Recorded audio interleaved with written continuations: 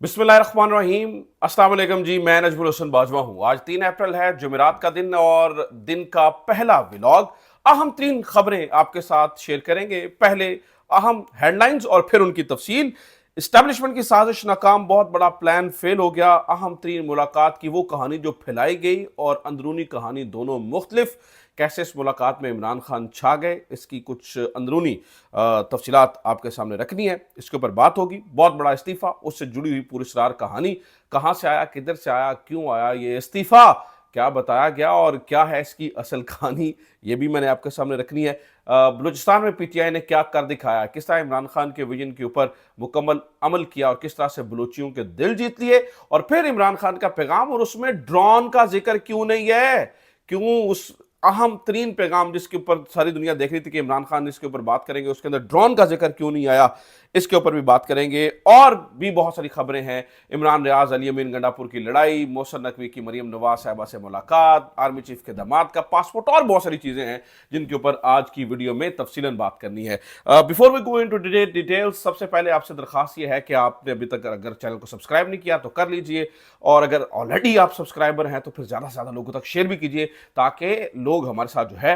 वो जुड़ सके। सबसे पहले नाज़रीन कराम सुन लीजिए कि जो एक कल की मुलाकात हुई, उससे मुतालिक इस्टेब्लिशमेंट ने या फिर मुक्तदरा ने अपने मुख्तलिफ टाउट्स के जरिए 2 किस्म की कहानियां फैलाई। उन 2 किस्म की कहानियों में एक तो इलेक्ट्रॉनिक मीडिया के ऊपर कुछ खबरें आई, कुछ मिलती जुलती खबरें आई, वो मैं आपके सामने रख देता हूं। क्या खबरें चलवाई गई वो जरा सुनिए। जिस तरह से होते हैं ना वो जराए का दावा, उनने क्या खबरें चलाई। उन्होंने कहा जी 2.5 घंटे मुलाकात का महवर इस्टेब्लिशमेंट से मुलाकात था। अली अमीन गंडापुर और बैरिस्टर सैफ बानी पीटीआई को कायल करने में कामयाब हो गए। बानी ने अली अमीन गंडापुर की पेशकश पर नीम रजामंदी का इजहार किया। मुलाकात में इदारों से टकराव की पॉलिसी पर नजर सानी पर बात भी हुई। बानी ने अली अमीन गंडापुर और बैरिस्टर सैफ को इस्टेब्लिशमेंट से मुज़ाकरात का टास्क दे दिया। इस्टेब्लिशमेंट से मुज़ाकरात में किसी पेशरफ तक इसे खुफिया रखने पर इत्तफाक हुआ। एक ये खबर चलाएगी और फिर कुछ यानी ये तो इलेक्ट्रॉनिक मीडिया पे चलाई और फिर कुछ अखबारों पे इस किस्म की भी खबरें चलाई गई, यानी कि कुछ वेबसाइट के ऊपर इस किस्म की भी इत्तलात आई कि जनाब इमरान खान का ओवरसीज पाकिस्तानियों के वफ्द पर इजहार एतमाद, गंडापुर से मुलाकात की अंदरूनी कहानी सामने आ गई। ठीक है, ये एक किस्म की खबरें। अब नाज़रीन कराम इस ये अंदर क्या बातचीत हुई, और क्योंकि वहां पर 2 ही फरीक मौजूद थे, एक इमरान खान और एक अली अमीन गंडापुर और फिर बैरिस्टर सैफ, ये इनके अलग अलग मुलाकातें हुई थी। तो मैंने कुछ डिग आउट करने की कोशिश की और लकीली जब ये मुलाकात खत्म हुई और जब ये खबरें चली तो उस वक्त मैं एक ऐसी शख्सियत के साथ बैठा हुआ था जहां से हम डायरेक्टली अली अमीन गंडापुर साहब से ये कंफर्म करने में कामयाब हो गए कि अंदर गल की हुई है, की बातचीत हुई है। तो वो उनका क्या मौक़िफ़ है वो मैंने अपनी आंखों से खुद पढ़ा, वो मैं आपके सामने रख देता हूं। लेकिन नाज़रीन कराम सिर्फ एक ये बात फैलाई जा रही है ना कि इमरान खान मान गए और ये हो गया, एक और भी किस्म का दूसरे जराए से खबरें चलवाई जा रही हैं। वो खबर क्या है वो भी जरा सुन लीजिए। वो खबरें इस तरह से चलवाई जा रही हैं, अली अमीन गंडापुर ने इमरान खान को बताया कि भाई कोई चक्कर नहीं है, आपकी रिहाई पे वो बात करने के लिए तैयार ही नहीं है। इमरान खान ने कहा नहीं, उनको ठीक है, कोई मिडिल ग्राउंड के ऊपर लेके आओ, और जैसे इमरान खान को डेस्परेट दिखाया गया मुज़ाकरात के लिए। ये दोनों किस्म की खबरें आप लिख के रख लीजिए। ये दोनों किस्म की खबरें जो फैला रहे हैं और जो फैलवा रहे हैं, ये फेक झूठी खबरें हैं। नंबर 1, इमरान खान इस मुलाकात के अंदर, मैं आपको अंदरूनी कहानी बता रहा हूं। नंबर 1, इमरान खान इस मुलाकात के लिए कोई डेस्परेट नहीं पाए जा रहे थे। नंबर 2, इमरान खान ने बैरिस्टर सैफ को और अली अमीन गंडापुर को ये टास्क नहीं दिया है कि आप कोई मिडिल ग्राउंड बनाएं, कोई मामलात को हलचल कर लें, कोई हम उनकी बात मान लेते हैं, दिस एंड दैट। अब जब ये खबरों का लिंक या जब ये चली तो उस वक्त मेरे सामने बैठे एक अहम शख्सियत ने उसी वक्त मैंने उनसे पूछा यार ये क्या चक्कर है, तो उसी वक्त उन्होंने अली अमीन गंडापुर को भेजा और अली अमीन गंडापुर ने भी प्रॉम्प्टली फौरी तौर पर रिप्लाई किया। उन्होंने कहा कि ये मन घड़त, ये मैं अली अमीन गंडापुर की बात जो मैंने अपनी आंखों से पढ़ी कोट एंड कोट आपके सामने रख रहा हूं। उन्होंने कहा ये जी मन घड़त जराए से खबरें आ रही है, ऐसी कोई बातचीत अंदर नहीं हुई है, कोई इस तरह की बातचीत नहीं हुई है। अगर ऐसा ना, और जिसको अली अमीन गंडापुर ने डिनाई कर दिया है कि कोई ऐसी बात, अगर ऐसा नहीं हुआ है तो फिर ये क्यों करने की कोशिश की जा रही है, ये इंपॉर्टेंट बात है। उसकी वजह नाज़रीन कराम ये है, कम टपाओ स्कीम करवानी है। उसकी उसकी वजह यह है कि डंग टपाना है, उसकी वजह यह है कि डिले करना है, उसकी वजह यह है कि लोगों के अंदर डिवीजन पैदा करनी है। देखिए, दो दो किस्म की मुख्तलिफ खबरें, यानी कि वही लोग जो कि वहां पर ताल्लुक रखते हैं, एस्टैब्लिशमेंट से जिनका ताल्लुक है, दो दो किस्म की खबरें फैला रहे हैं, दो दो किस्म की चीजें लेके चल रहे हैं। मतलब आप समझ से बालातर है कि ये गेम क्या है, ये चक्कर क्या है यार, ये क्या मामला है कि दो दो किस्म की खबरें। उसकी वजह सिर्फ ये है कि आप डिवाइड करें और किसी तरह से एस्टैब्लिशमेंट एक खास हद तक ओवरसीज के अंदर तो ये डिवीजन कायम करने में खासतौर पर अमेरिकन डायस्पोरा में थोड़ी सी कामयाब हुई। लेकिन लेकिन लेकिन लेकिन लेकिन लेकिन हाज़िर इकराम, वो जो बहुत बड़े कैनवस के ऊपर एक प्रोग्राम था, एक प्लान था कि पीटीआई को डिवाइड कर दिया जाए, कंफ्यूजन क्रिएट की जाए, लोग अपने उससे कंपेयर ना करें, वो प्लान स्टैब्लिशमेंट का फ्लॉप होता नजर आ रहा है। क्योंकि वो वापस ही जवाब आ गया ना, रिबटल आ गया, और वो फौरी तौर पर उन्होंने कह दिया कि जनाब ऐसी कोई बात ही नहीं हुई है, ये जानबूझकर कहानियां चलाई जा रही हैं।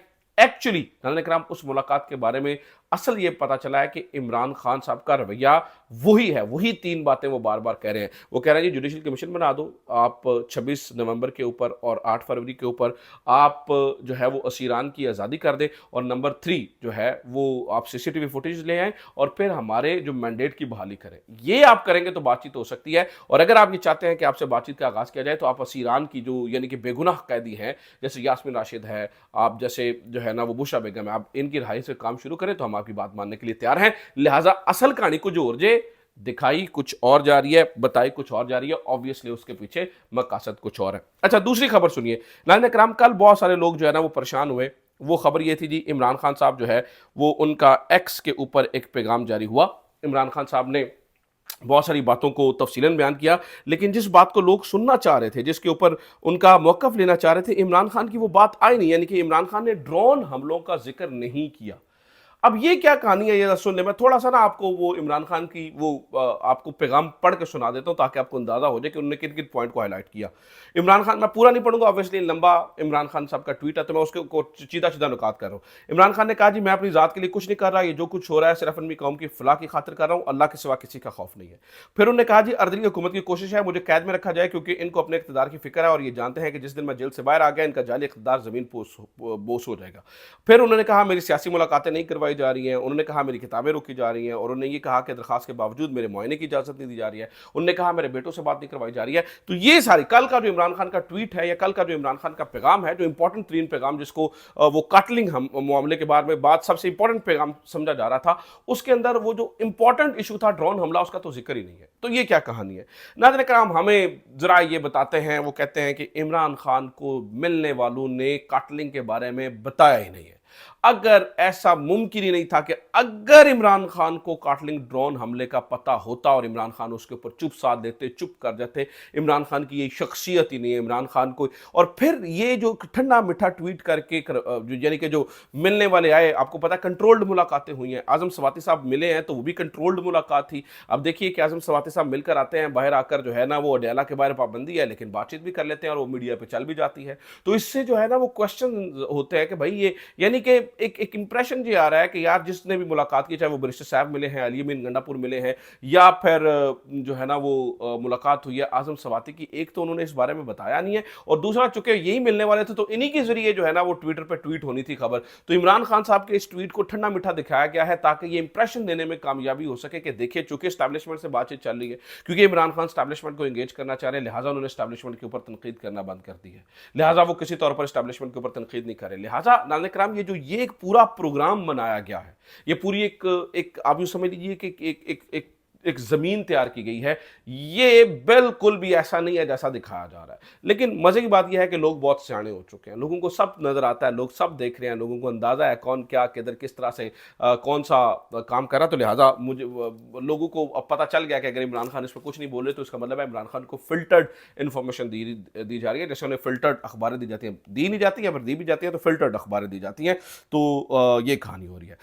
तीसरा नाज़रीन कराम, जो है ना वो बलूचिस्तान के अंदर पाकिस्तान तहरीक इंसाफ ने बहुत शानदार काम किया है। फिर हम चलते हैं आगे। अब मैं इस्तीफे वाली कहानी भी आपके सामने रखता हूँ, वो भी बड़ी इंटरेस्टिंग स्टोरी है, वो भी मैंने आपके सामने रखनी है। लेकिन नाज़रीन कराम, हुआ ये कि पाकिस्तान तहरीक इंसाफ ने अब तक का जो सबसे बड़ा छक्का मारा है वो कल बलूचिस्तान में मारा है। बलूचिस्तान के अंदर पाकिस्तान तहरीक इंसाफ के लोग जो महरंग की गिरफ्तारी से आज़ादी के लिए धरना दिया गया है लकपास के मकाम पर, जो कि सरदार अख्तर मिंगल साहब ने धरना दिया है, नाज़रीन कराम पाकिस्तान तहरीक इंसाफ के लोग वहाँ पर पहुँच गए और पाकिस्तान तहरीक इंसाफ के लोगों ने वहाँ पर पहुँच जो तकरीरें की हैं नाज़रीन कराम वो शानदार, मज़ा आ गया। यानी कि कल पाकिस्तानियों समेत यानी कि तमाम पाकिस्तानियों के दिल जीत लिए पाकिस्तान तहरीक, कल एक ट्रू स्टेट्समैन पार्टी जो होती है ना, यानी कि अब पता चलता है कि यार ये मुहिब वतन लोग हैं, यानी कि अपने मुफाद से बालातर लोग हैं। कल पाकिस्तान तहरीक इंसाफ ने वो काम किया और जो जिस किस्म की नाज़रीन कराम उन्हें तकरीरें हुई हैं, मैं वो आपके सामने रखना चाहता हूँ। वो ज़रा 2-4 तकरीरें सुन लें जो कि वहाँ पर बलूचिस्तान के अंदर जाके ये को लोग कर रहे थे।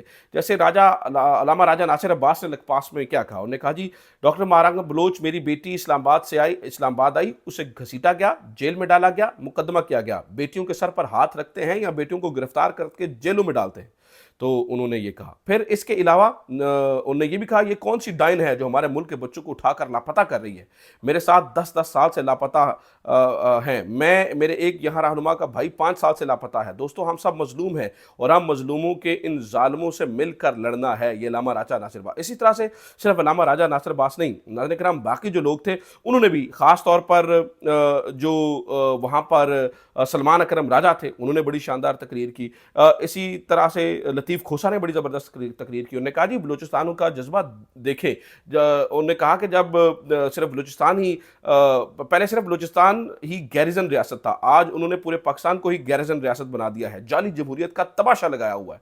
तो यानी इस तरह की तकरीरें हुई, कहने का मतलब मैं लंबी लंबी तकरीरें तो आपको नहीं सुनवाऊंगा कि किस तरह अल्लामा राजा नासिर अब्बास साहब ने कहा या किस तरह जो है ना वो ये खोसा साहब कह रहे थे या सलमान अकरम राजा, लेकिन जो कल तकरीरें हुई वो इतनी शानदार थी, इतने बड़े लेवल पर थी, इस कदर उनका इम्पैक्ट ज्यादा था कि पूरे बलूचिस्तान के लोगों ने कल पीटीआई को अप्रिशिएट किया और उन्होंने कहा कि इस तरह से पार्टी जो है वो चलती हैं और ये सारी चीजें जो है ना वो होती हैं।